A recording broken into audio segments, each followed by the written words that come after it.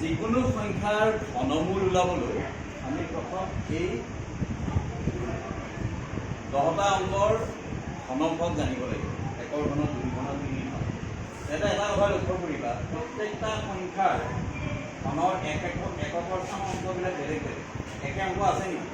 নাই। বৰ্গত আমি পাওঁ, হয়নে? বৰ্গত আমি পাওঁ, কিন্তু যেনে 2 বৰ্গত 4 আছে, 8 বৰ্গত 64, আকৌ 4 পাওঁ। কিন্তু ঘনত প্ৰত্যেকতে এটা এটা অংক আছে।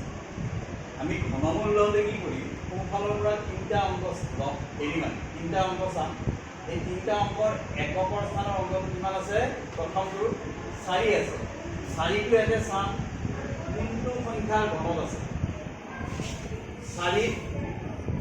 4ৰ ঘন সংখ্যাৰ একৰ স্থানৰ অংকটো হ'ল 4, গতিকে ইয়াৰে একৰ অংকটো হ'ব 4। তাৰপিছত থাকিল 13। 13টো এই ঘনফলৰ কোনটোৰ ওচৰত?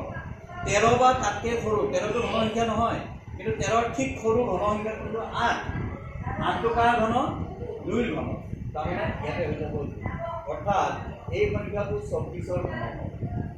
ঠিক তেনেকৈ ইয়াতে এই প্ৰথম 3টা ল'লোঁ, সোঁফালৰ পৰা 3টা, একৰ স্থানত আছে 6। 6 পাবলৈ হ'লে আমি 6 ঘনতে একৰ স্থানত 6 পাওঁ, গতিকে ইয়াৰ একৰ স্থানত হ'ব 6। বাকী থাকে 97। 97 ঠিক সৰু বা 97টো ঘন সংখ্যা নহয়, তাতকৈ ঠিক সৰু ঘন সংখ্যা হ'ল 64। 64টো কাৰ ঘন?